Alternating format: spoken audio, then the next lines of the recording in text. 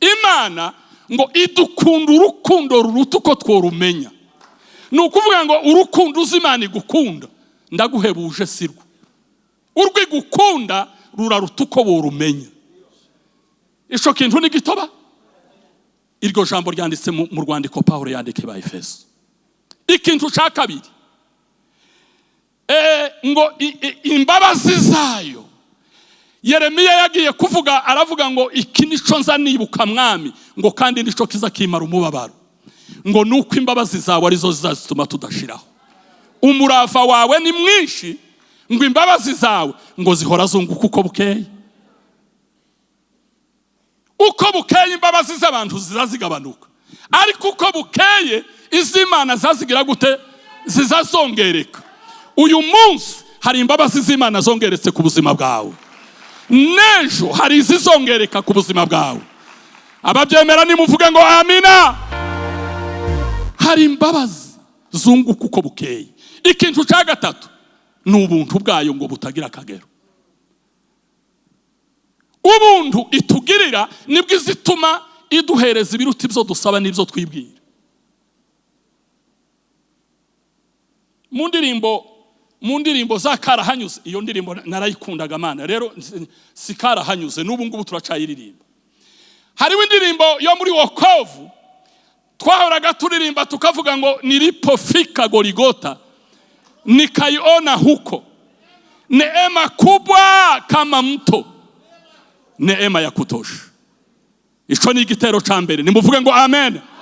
Igitero cha kabiri kikavuga ngo nilipofika moyo wangu ulilemewa sana, sikufahamu, ntabwo nasobanukiwe ubwo buntu bungana buryo. Igitero cha gatatu azavuga ngo lakini nilipoona kwamba Yesu alichukua dhambi zangu, neema ikazihirika pale pale na moyo wangu ukapona. Ndasoma ijambo ryanditse mu butumwa bwiza bwa Luka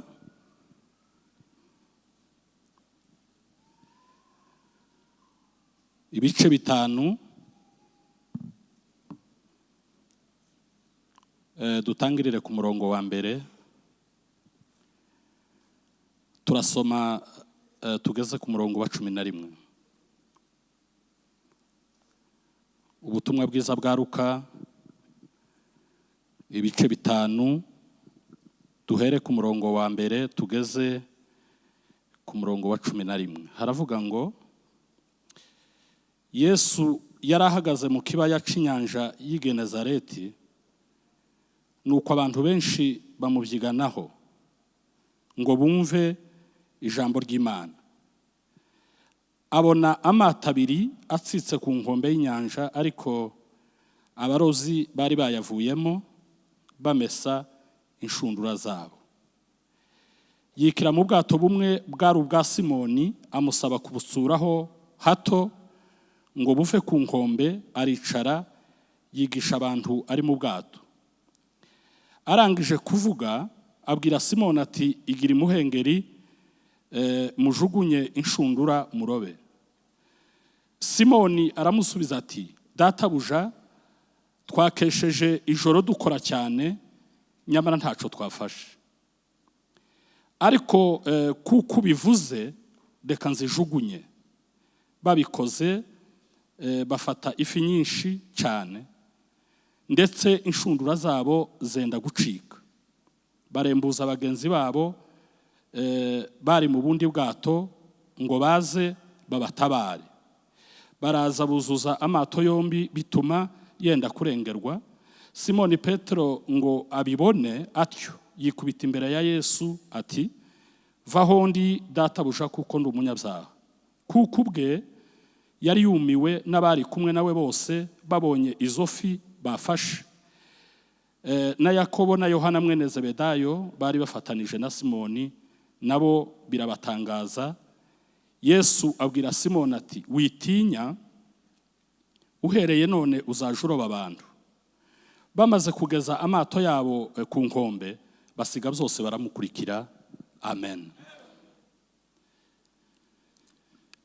Dushimiye Imana muri uyu mugoroba wa none, kuko tubaye imbere y'amaso y'Imana. Muri iki giterane bise ngo garukana amashimwe ku Mana. Ndabanza gushimira Imana cyane kuko Imana imboneye uyu mwanya. Nashitse muhira mpasiba iminsi mikeya ndasubira ndagaruka. Ariko nari nasenze Imana ndavuga ngo iki giterane Imana izampe kuhagera naho waba ari umunsi umwe, naho yoba ari amasaha makeya. None Imana irabinkoreye, Imana ihabwa icyubahiro. Ndashimira kandi ubuyobozi bw'itorero rya Calvary kuko basubiye kutwiyumvira. Si ubwa mbere tugeze hano, si n'ubwa kabiri, ariko mu bakozi benshi b'Imana bakunda baciye ahangaha basubiye kutwiyumvira, baradutumira kugira ngo dufatikanye gushimira Imana hamwe n'abakristo mwese. Turabashimiye ngo Imana ibahereza umugisha. Ndasa nubaye uwa mbere, kandi aba bantu bose muhaye mubona bafite amashimwe mu buryo butandukanye, nta wo kwikubira amashimwe. Noneho nta na mpamvu yo kuyikubira. Hari abaririmba, hari abavuga, hari n'abandi bakivuga ijambo ry'Imana. Turaza gukoresha umwanya baduhaye kugira ngo twese umuntu ashimire Imana uko yabigambiriye. Muri kano kanya reka mbanze nsobanure ijambo ryitwa gushima. Gushima twese turabizi, ariko iri jambo kenshi dukunda kurihereza umwanya muto, turiha umwanya muke. Ariko ndashaka kukubwira ngo gushima nk'aya mashimwe bagarukanye imbere y'amaso y'Imana itorero Calvary rigize imyaka 6. Reka nkubwire njewe ibintu natekereje kugira ngo mu myaka 6 itorero ribe rifite ikibanza caryo ridapanze kingana gutya. Munyemerere dukomere Imana amashi yabikoze.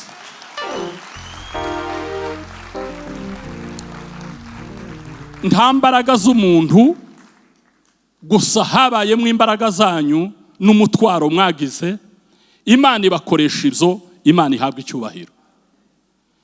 Noneho hari ukugira ikibanza, hakaba no kubaka nk'iyi nyubako mubona. Imana yabashoboje ikabikora muri no myaka 6. Musubire mu nyemerere tuyikomera amashi.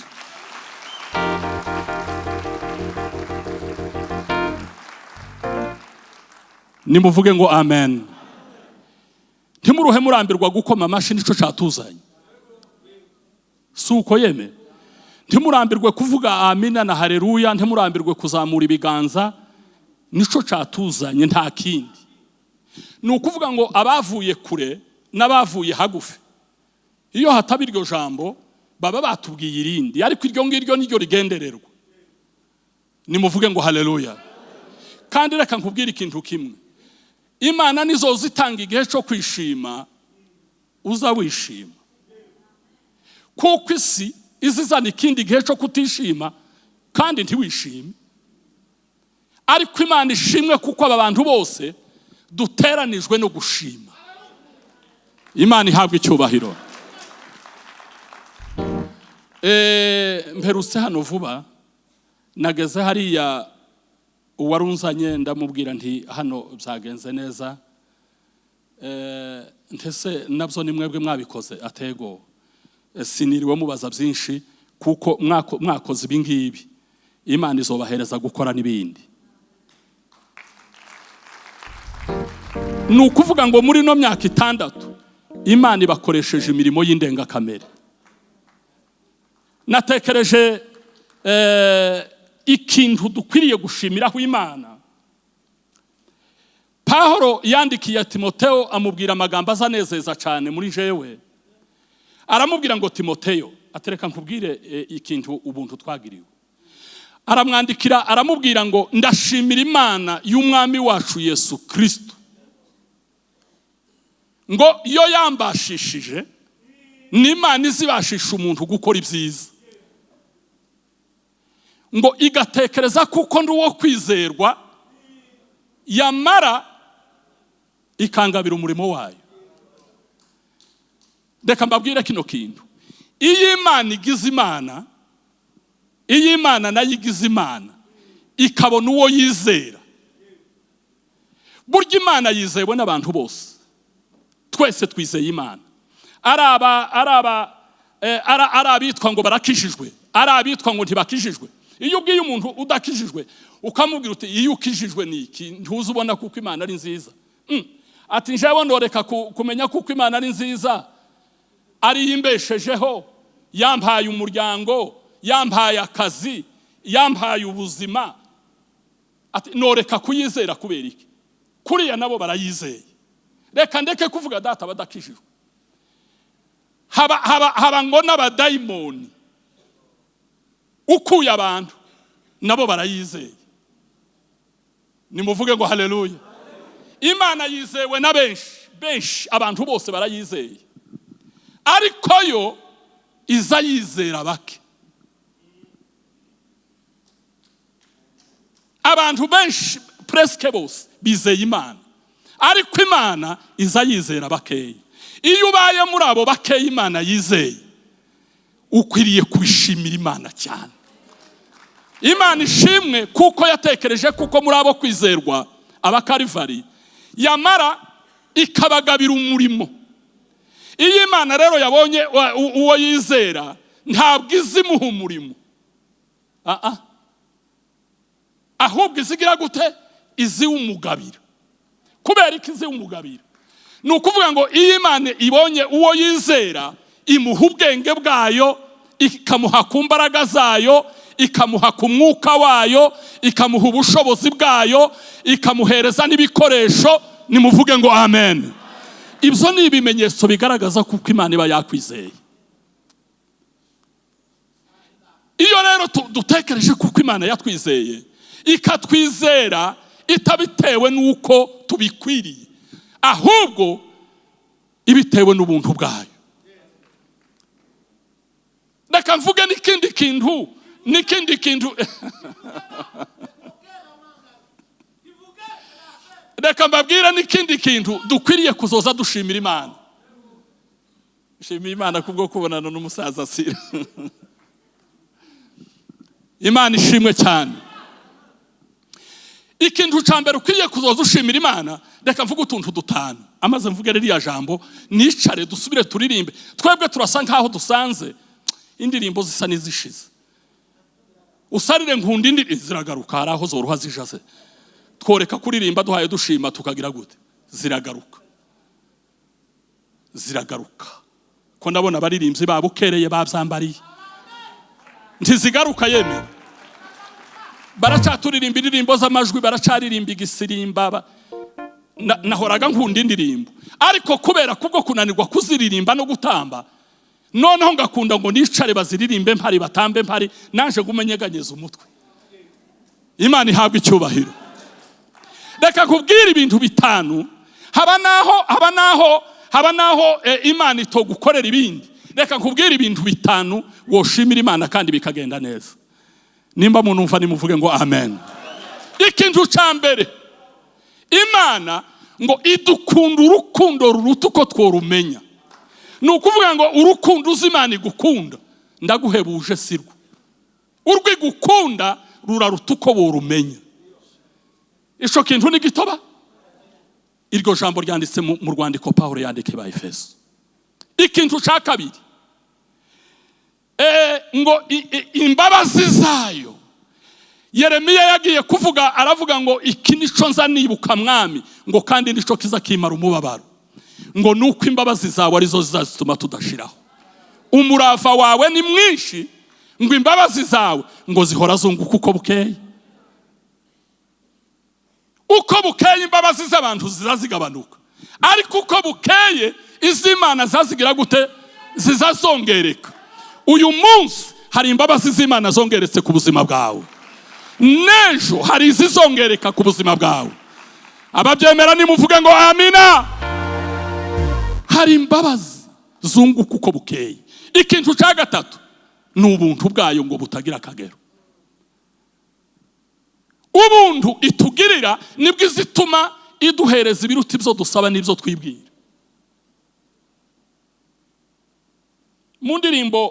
mu ndirimbo za karahanyuze, iyo ndirimbo narayikundaga mana, rero si karahanyuze n'ubu ngubu turacayiririmba.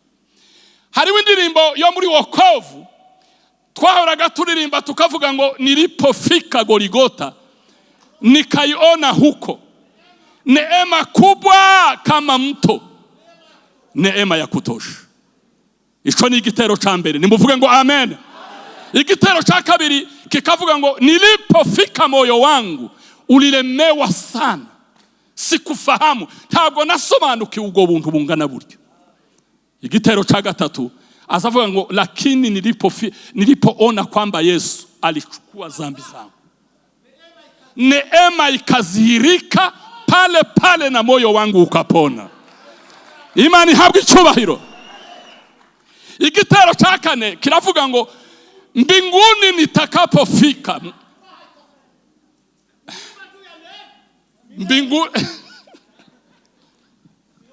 mbinguni nitakapofika, mwijuru ndi tuzoba tugihaye turirimba ngo mana, ngo mana ntabara, ngo mana agira gute, ngo tuzoririmba gusa ngo ubuntu bwatumye mpinduka umwana w'Imana, ubuntu bwatumye mbuwo ndiwe, ubuntu bwatumye nkumenya, ubuntu bwatumye ndindirwa mu maboko yawe. Nimuvuge ngo amina. Ikintu ca kane ngo nukugira neza kw'Imana. Abagira neza turabagira hangaha, ariko hari igihe umugira neza wawe aza kubwira ati nanje byanze, ariko kugira neza kw'Imana ni kwinshi. Ico ni ikintu dukwiye kuzoza dushimira Imana buruko dusenze. Ikintu ca gatanu ngo n'imbaraga zayo ziturindisha zitagira akagero. Reka nkubwire ikintu ciza gikomeye, uzumenya kuko imbaraga z'Imana ziturinda ziraruta imbaraga zose ziturwanya.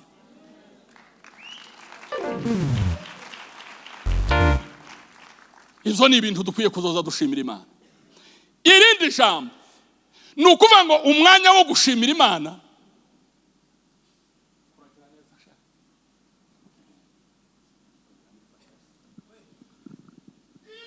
ikindi kintu gikwiriye gutuma dushimira Imana nkibabwire. Reka mvuge ibintu bitatu bituma dukwiriye gushira ingufu zacu mu mashimwe kuruta gusaba. Kuva uyu munsi wa none nimba warugishire imbaraga zawe mu gusaba, reka vayo, ngwino ushira imbaraga zawe mu gushima kuruta gusaba. Impamvu ya mbere,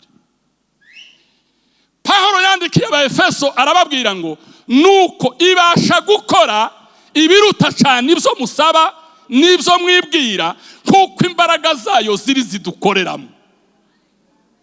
Ubwo ibasha gukora ibiruta ibyo dusaba, dupunguze gusaba ahubwo dushime. Iryo ni ijambo rya mbere. Ijambo rya kabiri rikwiriye gutuma dushira imbaraga mu gushima kuruta gusaba, nuko iby'Imana yaduhaye tutabisabye nibyo bifite agaciro kuruta ibyo yaduhaye twasabye. Nta muntu muri twebwe wigeze asaba Imana ngo duhereze Yesu aducungura duhindura abana b'Imana, ariko nugushaka kwayo, nukugambirira kwayo, nukubona kuko tubikwiriye. Nimuvuge ngo amen. Twigeze tugira ihuduma cyangwa umukutano wo gusaba ngo Mana ngo duhereze umwuka wo guhumeka? Twigeze dusaba Imana ngo Mana duhereze izuba ryo kutumurikira ku manywa n'inyenyeri n'ukwezi zitumurikire nijoro? Iby'Imana yaduhaye tutasabye nibyo by'agaciro cyane kuruta ibyizi duhereza twasabye. Nimuvuge ngo haleluya. Ico kintu gikwiriye gutuma dushira imbaraga mu gushima kuruta gusaba. Ikintu ca gatatu turanakigarukaho mu nyigisho, ukuga inyigisho zigeze kure yemwe, zigeze kure. Uri kuranga ngo hano ndahatinda je nyine, aho mpatinde naho mwebwe simpaye mbona ko namwe amashimwe yabarenze. Imana ihabwa icyubahiro. Ikintu ca gatatu gituma dukwiriye gushira imbaraga zacu mu gushima, hariya Yesu agiye kugera i Dekapoli yahuye n'ababembe 10. Amaze guhura n'ababembe 10 baramubwira ngo Yesu mwene Dawidi ngo dukize, tubabarire, dore twahawe akato mu miryango, tubabarire tugende. Yesu arababwira ati nimugende murakize, ahasigaye mugende mwiyereka umutanzi. Ryari itegeko ry'abayuda, biyereka umutanzi yamara akamuhereza urwandiko rwo kuvuga ngo uyu muntu yakize ibibembe nasubire mu bandi. Baragenda bashimira Imana, n'abatanzi babahereza izo zandiko. Yesu igihe yicaye ngo abone umunyabibembe umwe aragarutse, abandi 9 baragenda. Kandi uwo wagarutse yari umunyamahanga, ntabwo yari umuyuda. Umva imbaraga zo gushima. Nyuma y'iki giterane cy'imbaraga zo gushima uzobona ibitangaza n'ibimenyetso n'imirimo ikomeye, kuko mu gushima harimo imbaraga zikomeye cyane kuruta gusaba. Yesu igihe yicaye abona wa munyabubembe araje, aramubaza ati mbega ni iki kugarutse? Ati ndagarutse gushima. Je wale kenda wako wapi? Ese ko mwari mwaje muri 10 babandi 9 bari hehe? Ati hawakurudi. Je hawakutakasika? Wati wametakasika. None wewe? Ati ntitwaganiriye nabo bakize ngo bamare baragenda, ariko njewe nshaka kugarukana amashimwe. Imana ihabwa icyubahiro. Ugarutse gushima kuko bakize? Ego. Yesu amubwira ijambo rya kabiri, aramubwira ngo genda, kwizera kwawe kuragukijije. Ngiye kubabaza ikibazo, ese ko bari bakize none uyu nguyu yakize iki? Kandi tube nk'abasubizanya mudatuma ntinda ahangaha, tube nk'abasubizanya. Yesu yarababwiye ngo nimugende murakize, abatanze baheze urwandiko musubire mu bandi. Noneho uyu nguyu aravuga ati sawa, ubwo nakize reka nsubire kwa wa muntu.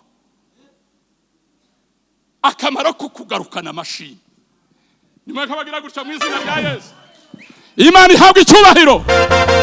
Nukuvuga ngo ikibazo ufite ntikikubera imbogamizi zo kugarukana amashimwe. Kandi ntugire ngo uzogarukana amashimwe ari uko nta kibazo ufite. Nimuvuge ngo amina. Nimba Imana yarakujabukije inyanja itukura, ugasanga Yorodani yuzuye, ntukibagirwe ko Imana yakujabukije inyanja. Nuko ngo nuzoza ugera imbere y'ikibazo, ntukaza wibagirwa ibyo Imana imaze kugutambutsa. Shima ikibazo kikihari. Imana ihabwa icyubahiro.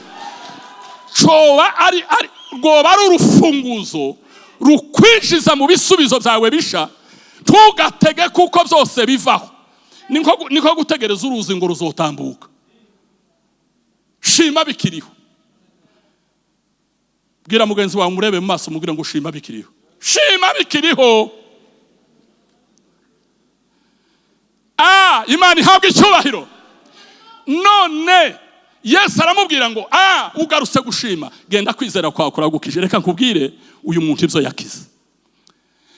Nimba Yesu yari yakijije babantu ibibembe, uyu muntu noneho yakize no mu buryo bw'umutima no mu buryo bw'umwuka. Imana ihabwa icyubahiro.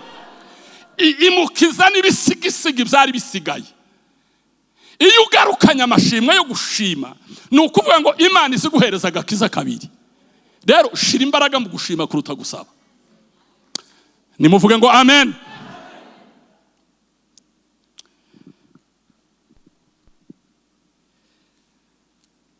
Hano dusomye ngo Yesu yari mu kibaya cy'inyanja y'i Genezareti.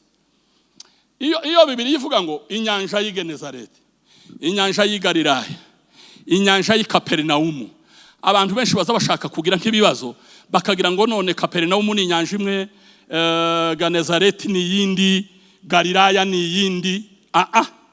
Ni ukuvuga ngo hari inyanja y'i Galilaya n'imwe.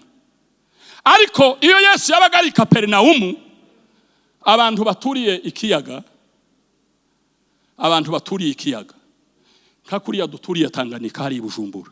Yesu yabaga ari Bujumbura noneho bakavuga ngo ari ku nyanja y'Ibujumbura. Yaba ari Buvira bakavuga ngo ari ku nyanja y'Ibuvira. Yaba ari Karemi bakavuga ngo Yesu ngo ari ku nyanja y'Ikaremi. Donc bavugaga ibivuko ntabwo bavugaga inyanja. Inyanja nimwe gusa y'Igalilaya. Yesu rero ari ahantu hitwa Igenezareti. Amaze ngo abantu benshi ngo bamuteraniraho ngo bamuziganiraho. Kandi ikiza kintangaza yeme Yesu ntiyagiraga publicité, nta televiziyo, nta affiche, nta microphone, nta kidari, nta ayiwe. Yesu nta publicité. Yesu nta modoka yari afite. Ariko nza nkunda Bibiliya kwivuga ngo yinjiye aho ngo bimenyekana ko ari mu nzu. Ese babimenyaga bate? Nukuvuga ngo imbaraga ziwe zikiza ngo zakoreraga kuri quelque distance. Yabari nk'aha abantu abadayimoni bari hariya kwa bakibwira ngo bagatangira kubwejura nk'imbwebwe zasaze. Yagaza korera ahagaze muri aka karere nuko ku birometre niho Yesu yabaga aha yakorera. Uko Yesu Kristo yararejo niko ari n'uyu munsi kandi niko azohora witeka ryose. Imana ihabwa icyubahiro. Ingorane yose ikuruhije ikurekura amaze ugarukana amashimwe mu izina rya Yesu. Muri iki giterane ijuru ribona amashimwe yawe, ibisigaye wari utarahabwa ubihabwe mu izina rya Yesu. Nimba hari ubyemera navuga ngo amina.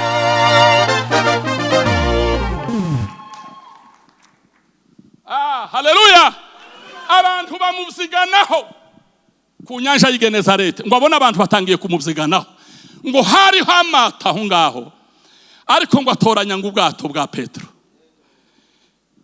Ngo abwira Petero ngo bankutsura buno bwato. Aragenda hagarara ku bwato amaze yitegera abantu gutya.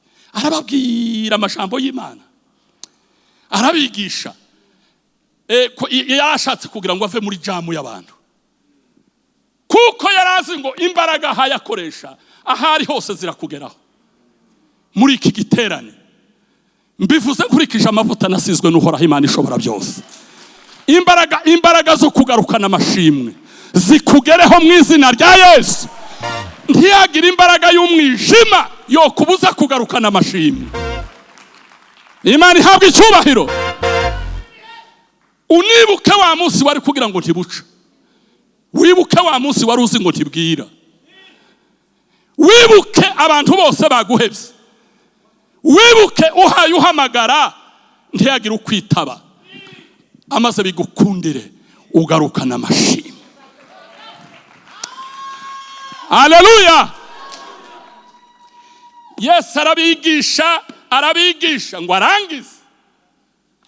Imana ihabwa icyubahiro. Ntabwo ari Petero wamubwiye kuko bari gutyo batafashe. Yesu ngo abwira Petero, ngo aramubwira ngo Petero we tsura ubwato buje mu mazi ngo gira murobe ifi. Reka nkubwire ikintu ca mbere kiza gituma abantu batagarukana amashimwe. Ikintu ca mbere n'ubwenge bw'abantu. Kwibwira ngo ntibishoboka. Petero aramubwira ati mwami Yesu ndagukunda kandi ndakubaha, ariko tegera ikibazo yamubwiye ngo twakesheje ijoro duhaye turoba ariko twahebuwe. Nukuvuga ngo Petero yari umuspecialiste wo kuroba. Nta kindi kintu Petero yagaza akora. Yari umurobyi. Ngo umuyaga warahuhaga ngo akavuga ngo ubwo umuyaga uhusha ahangaha uturutse ahangaha nukuvuga ngo ni mutera amato muyaturukije ahangaha. Ariko uwo munsi yakoresheje ubwenge bwiwe bwose buraheka. Vuga ngo buraheka. Akoresha experience yose yari afite ubunararibonye bwo kuroba buraheka.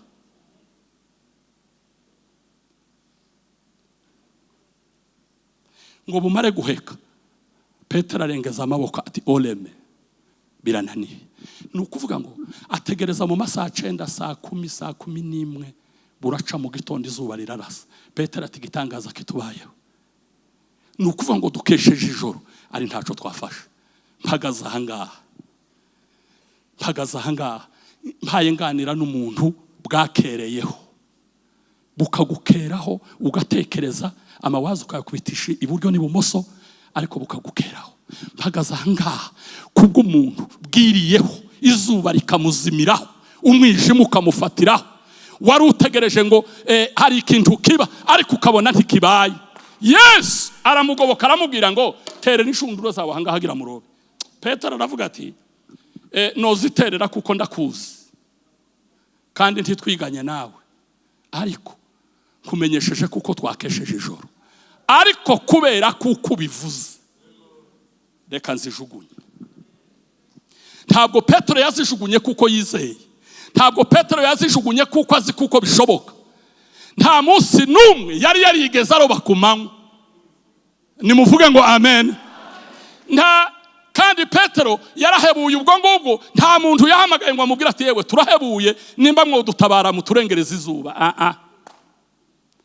Aragenda afata ururobo rwiwe ngo aravuga ngo kubera kuko ubivuze reka mbikore ariko ni nko gupfa kubikora sinzi nimba ibi bintu bibyara umusaruro. Ngo ararujugunye ku manywa y'ihanga. Kandi Yesu avuga ijambo ry'ikinyuranyo. Abaruvyi bose bavuga kuko bazabaterera n'inshundura ibumoso. Iwe Yesu ngo aje kumubwira kandi bakaziterera ibumoso ari ninjoro. Ariko Yesu ngo aje kumubwira aramubwira ngo ngaho ziterera iburyo. Nimuvuge ngo amen.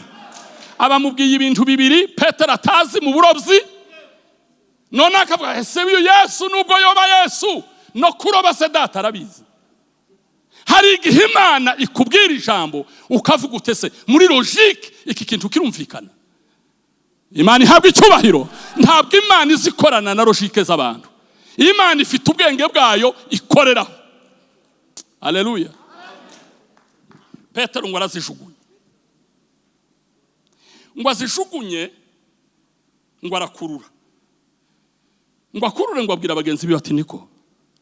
Ati nimuze twese dukurure.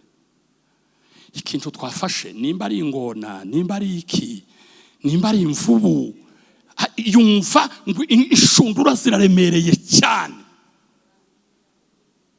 Ngo bazikurure ngo basanga n'ifi ariko ngo zihazishaka guca inshundura. Ahangaha ngeze niho hahuye n'iri jambo ryo kuvuga ngo kugarukana amashimwe. Petero ngo abone Imana imuhaye amafi menshi atigeze aroba haba n'umunsi n'umwe. Yabuze ntawe yahamagaye ngo mutabare. Ariko Petero ngo ayabone ngo arembuza abagenzi biwe. Ngiye kukubaza ikibazo. Ese uzurembuza abagenzi bawe wahebuye cyangwa uzurembuza abagenzi bawe waronze? Naho ikibazo kiri. Biravuga ngo garukana amashimwe yawe urebe kuko hariho uwo wogirira neza. Petero yahebuye amafi yakesheje ijoro kandi ari umuhanga. Ntiyigeze ahamagara abantu ati mudutabare turabwiriwe twakesheje ijoro ntaco twa. Ariko ngo arobe kandi ngo abone arobye amafi menshi ngo aravuga ngo aya ngaya sinoyihererana. Ahubwo reka ngarukana umusaruro n'abandi bataronse nabo bangirireho umugisha. Iki gikorane kiravuga ngo garukana amashimwe abari bababaye nabo baseke. Imana ihabwa icyubahiro. Petero yarembuje bagenzi biwe ari uko yaronse. Uza wibuka kurembuza abagenzi bawe waronse. Niwibuka kurembuza abagenzi bawe waronse. Imana ntizoreka kuguhereza icotuma abantu bamererwa neza. Nimuvuge ngo amina. Dufite Imana itobabazwa kuko unezerewe. Kandi dufite Imana itonezezwa nuko ubabaye. Igihe uzoza uronga uza wibuka kurembuza abababaye. Uza wibuka kurembuza abandi. Imana ihabwa icyubahiro.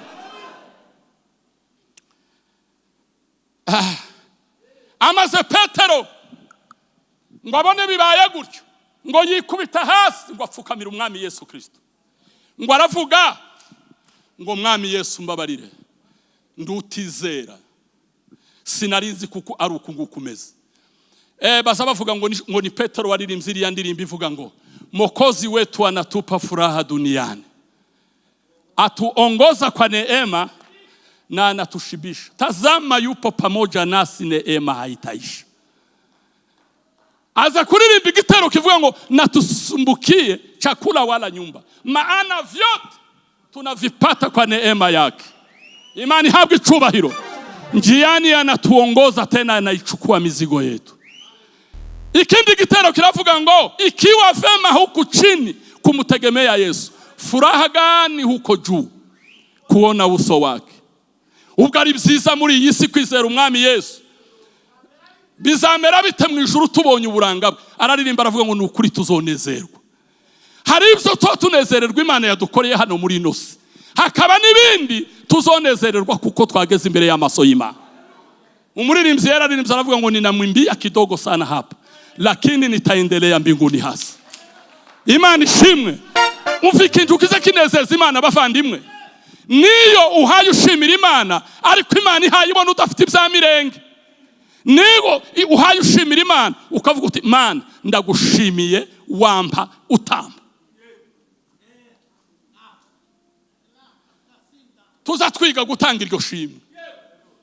Imana ihabwe icubahiro.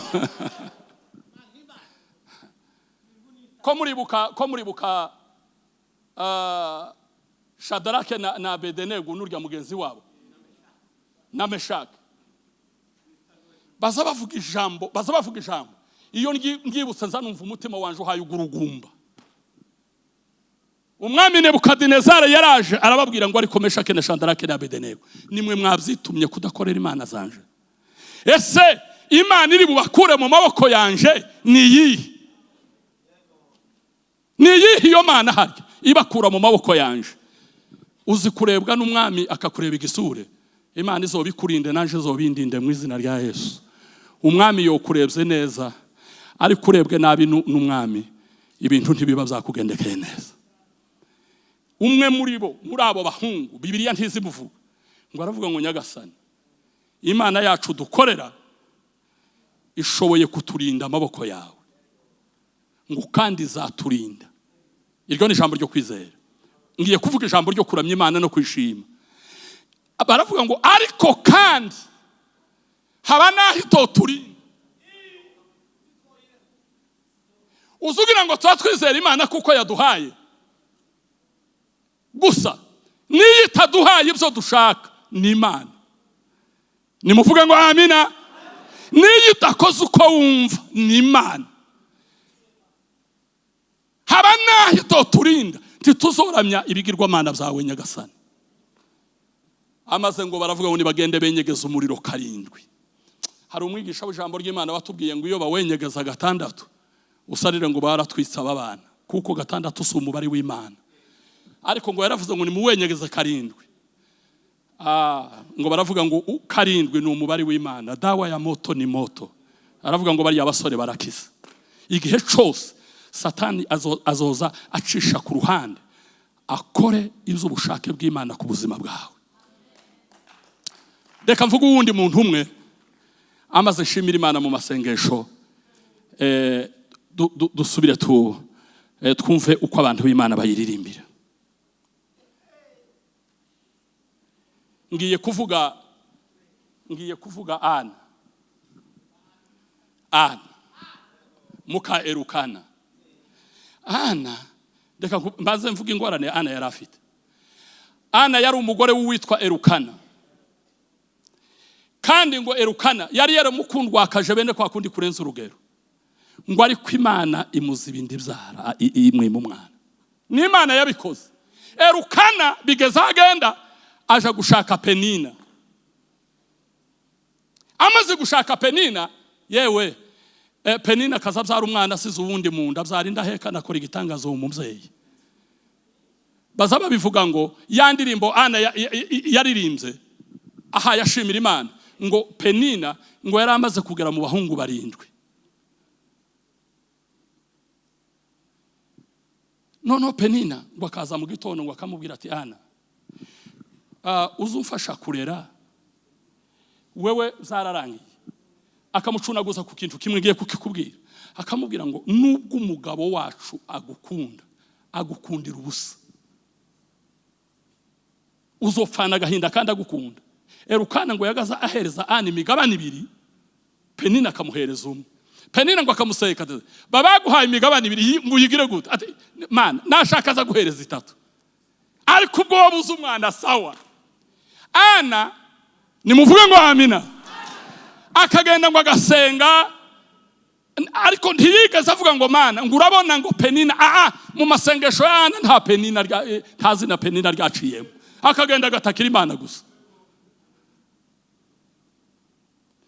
Bukeye ari Shilo avuga ijambo ryo gushimira Imana, aravuga ngo mana nureba umubabaro w'umugaragukazi wawe ukampereza umwana w'umuhungu nzomugutura.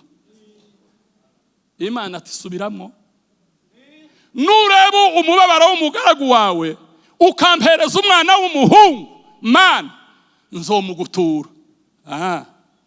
Imana ngo iratekereza ngo iravuga ngo none ndamwima umwana kandi azomumpa ndiyima. Haravuga ngo ubwo atagumye gusenga amasengesho y'amazimwe avuga Penina agira gute, ubwo avuze ngo nimuhereze umwana w'umuhungu ngo azomumpa. Ico gihe ngo Imana yari ikeneye umwana w'umuhungu, kuko nta kwerekwa ko ari muri Israeli, haba mu nzozi, haba muri Urimu na Tumimu, haba no mwiyereko. Twiyegereje umushumba, egera mushumba.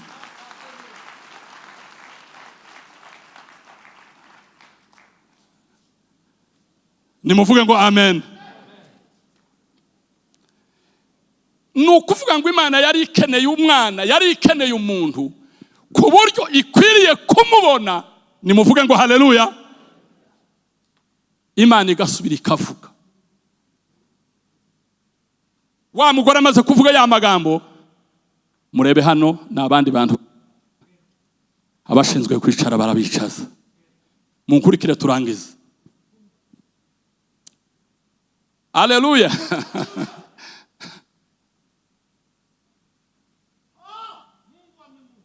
Bukeye Ana agenda Shilo. Ngo amara gushika ngo atangira gusenga, ngo asanga muzee Eli ngo yicaye nk'hariya bariya abantu bicaye mu nguni. Yarashaje. Hari abantu bakunda kuvuga ngo Eli ngo yari afite intege nkeya z'umutima. Oya yapfuye akiri umutambyi imbere y'amaso y'Imana kandi ukiranuka, kuko n'ibyaha abana biwe bakoze Hofuni na Finehasi yarabahamagaye arababwira ati ico Imana izobakorera sindimwo bana banje, kuko muhaye mukora ivyangwa n'Uwiteka. Yari yicaye hariya mu nguni asinzira ahunyiza kubera imyaka y'ubusaza, ariko ntabwo ari intege nkeya z'umutima. Araza wa mugore arinjira hangaha, aragenda ngo ntiyaragisenga amagambo yari yarashize. Hari abantu, hari igihe umuntu azanyinjira mu gihe cyo gusenga, ugasenga ufite imbaraga, wagera aho ngaho amagambo akagukamana, ukazusigara wivugisha, ukazusigara wivugana nka kurya k'umuntu warwaye. Niko Ana yari ameze. Ngo yinjira mu rusengero ngo haye yivugisha. Eli ngo arunamuka aramureba, araza ngo ashike imbere ya Eli. Ana ashitse imbere ya Eli. Eli ngo arunamuka ngo aramubwira ngo ariko wa mukobwa we, uko nisindwe wananiwe gusinda uri hanze kugeza ubwo uza gusindira mu rusengero. Ana ati sinsinze muzee, ati sinsinze papa, ahubwo n'umubabaro ufite mu mutima. Eli ati mbabarira mukobwa wanje, genda umfasha, Imana ihabwa icyubahiro, Uwiteka guhereze ico uhaye usaba wabereye gutyo. Nuko Eli yavuze, ntiyamukozeho, ntiyamunyeganyeje, ntiyavuze ngo Imana genda Uwiteka guhereza ico yavuze. Muri ako kanya Ana ngo ashira umubabaro. Ese Ana yashize umubabaro uko yatwite? Ana yashize umubabaro uko yumvise. Ni wumva amagambo yo kugarukana amashimwe, muhira nawe Imana iraguhereza ico hayo isaba. Aragenda ngo amare gushika ngo arasama. Hari agatabo ka komantere nzasoma kakanezeza ngo amare gusama. Ibimenyetso byo gusama twese turabizi. Penina ngo akamureba ngo atangira gushurwa. Usarire Penina niwe watangiye gushurwa mbere ya Ana. Bakavuga ariko Ana ibi bimenyetso ko bisa nkaho atwite. Burya nkubwire igisubizo c'Imana kigukwiriye. Burya kenshi Imana ikibisa umwanzi wawe. Kuko umwanzi wawe ni uzumenya ivyo wohabwa akabura hakwirwa. Bakavuga atariko Ana yoba twite noja hehe Mana yanje. Akiruhusa afite abahungu barindwi. Yo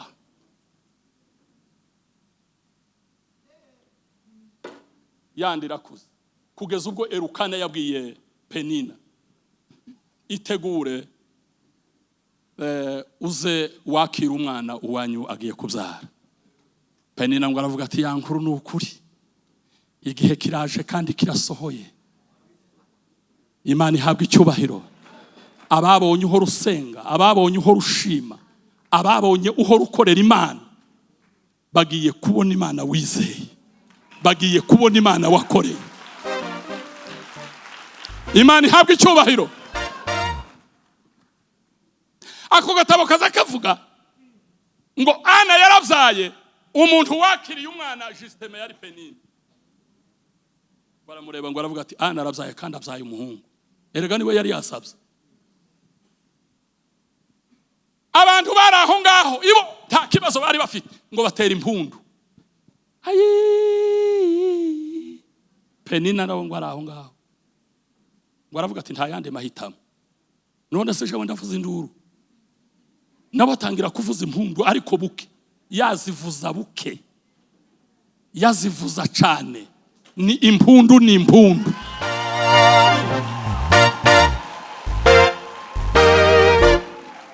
Imana iguhereze icaba gukunda bazovugiriza impundu. Imana iguhereze icaba kwanga bazovugiriza impundu. Imana ihabwa icyubahiro. Ana aririmba indirimbo y'amashimwe. Aravuga ngo Mana ngwerega niwe uza wica kandi niwe uzunakiza. Yego niwe uzushira kuzimu kandi wamara ugakurayo. Araririmba aravuga ngo yemwe mwabanyabwibone mwe muzamureka amagambo y'agasuzuguro. Kuko Imana izirengera umukene ngo kandi kita ku mubabaro w'uhaye uyisaba. Araririmba aravuga ngo uwari ingumba ngo yavyaye bangahe? Barindwi. Imana ihabwa icyubahiro. Uza wibuka imbaraga wakoresheje uhaye usaba, amarira wakoresheje uhaye usaba, abarizo mbaraga uzokoresha mu gushima. Imana ihabwa icyubahiro.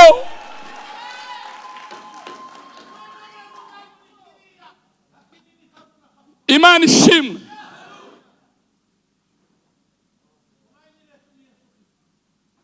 Reka mbabaza ikibazo. Abana ba Penina bari benshi. Ariko ninde muntu wabuze izina ry'umwana wa Penina? Ariko ni igitangaza n'ukuri kw'Imana. Ibitazova mu mashimwe ntazina bizobona. Ariko ikintu cyose kizova mu ishimwe kizogira izina. Kandi iyi kintu Imana igihaye izina kirya kintu kirakomera. Nimuvuge ngo amina. Aravuga ngo uyu mwana ngo mwisizina ryo ngo ni Samuel usabwa Imana. Nyuma yaho aramwonsa aramucutsa. Ngeze ahantu hiki gikorane kandi niho ngiye kurangiriza. Abwira umugabo wiwe ngo mpereze ibimasa bitatu by'imfizi. Numara umpereze n'amavuta ya elayo. Numara umpereze na vino. Umugabo atase ugende he ngo ngiye gushima, subiyeyo gushima. Ugarutse gushima ufite iki? Ico ni ikindi kibazo. Imana ihabwa icyubahiro. Penina arazamuka n'ishiro ngo amara gushika asanga Eli yicaye kuri ya ntebe. Aramubwira ngo muze sinzi nimba wamenye. Eli ati nukuri nkakumenya. Waje kumubwira aramubwira ngo nije wa mugore. Eli ati wa wundi wakujeho mpaye ndira. Ntagira umwana ukambwira ngo Imana impereze ico naje kuyisaba. Aramubwira ngo nturuzi biriya bimasa ko ari bitatu mbituriye Uwiteka. Kandi n'uyu mwana naravuze ngo nzomusigira Uwiteka. Nguyu ndamugucukirije ugende uzomurere uko uzomugenza ni ukwawe. Simvuga ngo nanje nari mukeneye urabizi, ariko naravuze ngo numumba nzomugusubiza. Imana ihabwa icyubahiro. Igituma ibintu byacu bitakirindwa neza nuko tutabisangiye n'Imana. Ariko ikintu cyawe ugisangiye n'Imana ikirindira umutekano, kuko Imana ntiyoreka kurinda ibyayo. Mwakoze cyane kugarukana amashimwe imbere y'amaso y'Imana. Imana yabanye namwe ku mwaka wa mbere, ku wa kabiri, ku wa gatatu, ku wa kane, ku wa gatanu, kuri uyu nguyu wa gatandatu. Mana turavuze ngo warakoze. Izina ryawe rihabwa icubahiro. Imana ihabwa icubahiro. Ibisigaye tuyishimiye ibyatubayeho, tuyiragije ibiri imbere. Nimuvuge ngo amen.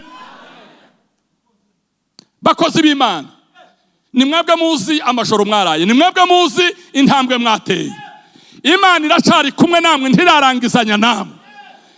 Nubwo mumeze nk'abarobyi, umurobyi ubuzima bwiwe bugira risk. Azaja mu nyanja atazi kuko ataha, azahura n'umuyaga n'ibizazane by'uburyo butari bumwe, ariko Imana ikamurinda agataha n'umusaruro. Umuririmbyi yararirimbye mu ndirimbo za wokovu aravuga ngo sisi watumishi wake Mungu tu watu maskini kati yote, lakini tutakapowekwa kwa kuume kelele la sifa litashinda. Imana ihabwa icyubahiro. Ntabwo Imana irarangizanya namwe. Imana iri kumwe namwe. Imana iri kumwe n'imiryango yanyu. Imana izozibana namwe muri maso, ibane namwe musinziriye. Agakiza k'Imana kababa imbere. Umugisha w'Imana wa wundi yahaye Abrahamu na Isaka na Yakobo tubatuyeho mu izina rya Yesu Kristo w'i Nazareti. Bakristo twese tuzatwibuka kugarukana amashimwe. Mwakira ijambo ry'Imana. Mana ya Ibrahimu, Mana ya Isaka na Yakobo, Imana izivuga bikaba kandi Imana izitegeka bigakomera. Tugarukanya amashimwe muri uno mugoroba mu ishengero rya Karivari. Biravuga ngo iyatangiye umurimo mwiza muri twebwe ngo nizo urangiza kugeza ku munsi wa Kristo. Warakoze cyane Mana. Twarakubonye mu miyaga myinshi, twarakubonye mu mwijima, twarakubonye mu magambo y'abantu, twarakubonye Mwami Yesu mu mvugo zitandukanye, ariko ubushobozi bwawe bwakomeje kubana n'iri torero. Waravuze ngo nzaryubaka ngo kandi amarembo y'ikuzimu ntazarishobora. Ubushobozi bwawe n'amahoro yawe bize bihora bibana nawe. Aba bantu bose, abakuru n'abatoya, mu izina rya Yesu Kristo w'i Nazareti, bashatse kugarukana amashimwe. Reka mbasaba umuntu wese muhaguruke mu cubahiro cyane. Ngiye kubatura haya amajambo. Ugaza ahangaha wese agarukanya amashimwe, urebe ibisigaye ubimukorere mu izina rya Yesu.